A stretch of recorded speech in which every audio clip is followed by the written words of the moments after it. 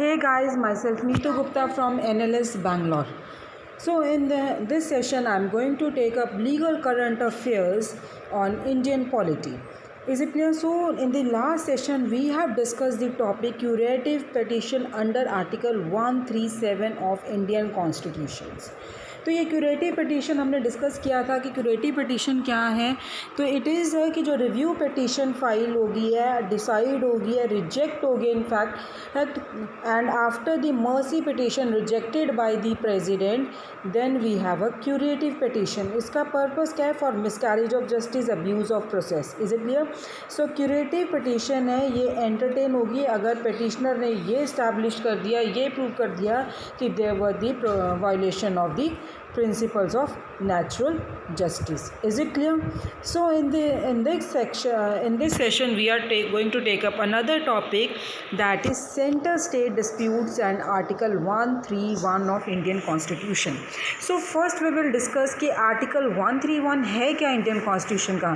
Last lecture में भी मैंने आपको बताया था when we have discussed about the jurisdictions of this court. तो उसमें मैंने आपको बताया था कि Article 131 deals with original jurisdiction of the Supreme Court.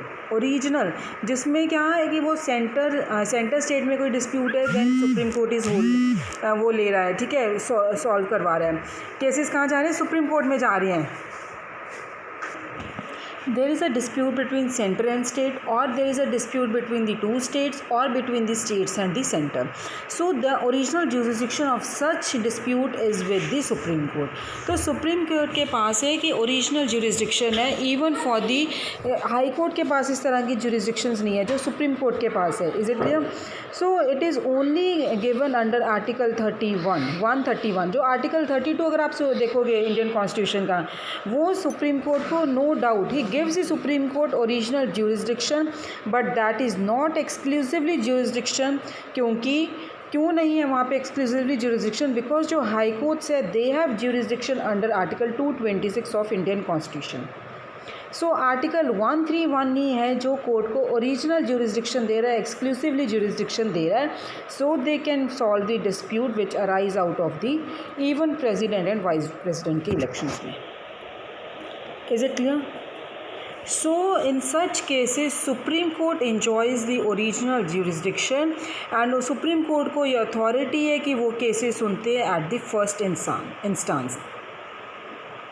ठीक है, जब हम कहते हैं कि वो एक्सक्लूसिवली jurisdiction enjoy करते हैं, इसका मतलब क्या है कि whole and the sole authority to hear and determine the case and no other court has the power.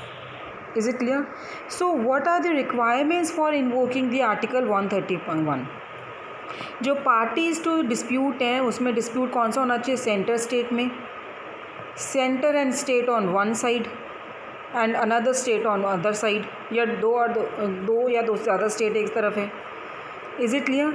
So mainly it cannot be used to resolve the dispute which involves a private party. सिर्फ centre states में centre state एक तरफ है, दूसरी states और है, तो private party नहीं इन्वॉल्व होगी इसमें. सब्जेक्ट मैटर क्या होगा? क्वेश्चन ऑफ लॉ और fact. Means the existence of legal right of centre और state depends.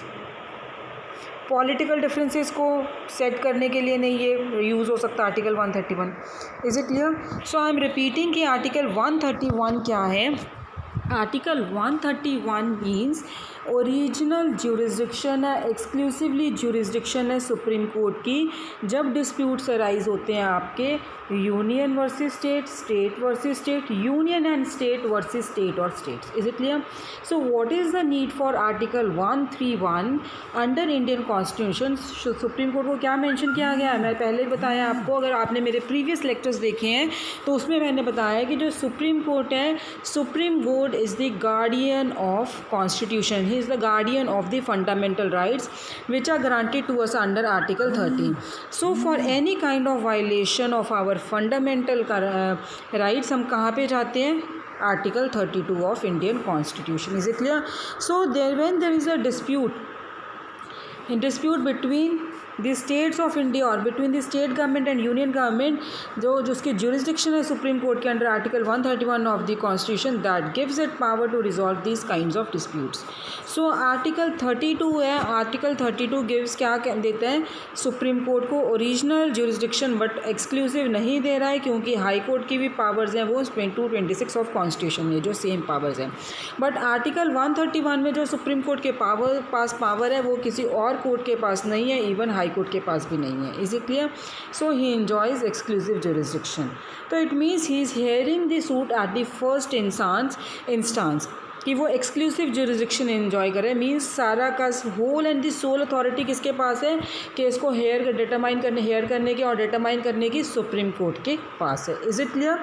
Next is the requirements क्या है इन आर्टिकल 131 को इन्वोक करने की।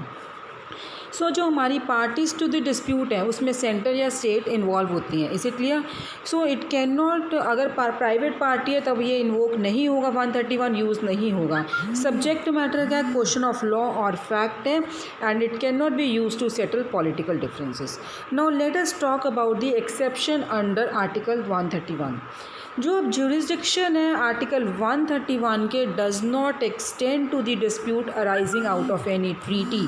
ठीक है, अगर कोई डिस्प्यूट अराइज हो रहा है कोई ट्रीटी से या एग्रीमेंट से या कोविनेंट से या इंगेजमेंट से, सैंड से या और सिमिलर इंस्ट्रक्शन से जिसमें इंडिया एंटर हुआ before the commencement of the constitution which continues in operation after the commencement of the constitution. If such dispute arises it is the exclusive domain of the executive. Is it clear? So अब इसके regarding हमारा article 131 हमने discuss कर लिया। What is the legal current affairs regarding this center state dispute and article 131. Recently जो केरला है, Kerala has become the first state to challenge the citizenship amendment act. तो उन्होंने CAA को चैलेंज किया था सुप्रीम कोर्ट में under article 131 of Indian constitution. So Kerala government से कि जो ये आपका है इट इज़ अनकॉन्स्टिट्यूशनल, जो उन्होंने कहा था कि सिटीजनशिप अमेंडमेंट एक्ट को चैलेंज किया था and they said that this petition ये इट इज़ अनकॉन्स्टिट्यूशनल कि जो फर्स्ट स्टेट थी लॉ को चैलेंज कर रही थी उन्होंने कहा कि ये लॉ को अनकॉन्स्टिट्यूशनल डिक्लेयर किया जाए। क्यों डिक्लेयर किया जाए?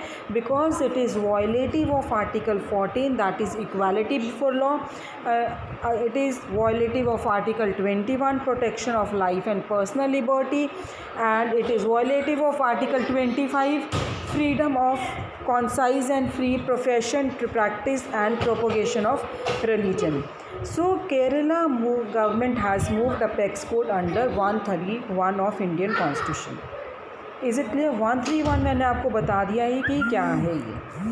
So this was the topic regarding center state dispute and article 135, 131, and in this next session I am going to discuss anticipatory bail, not time barred Supreme Court. Thank you.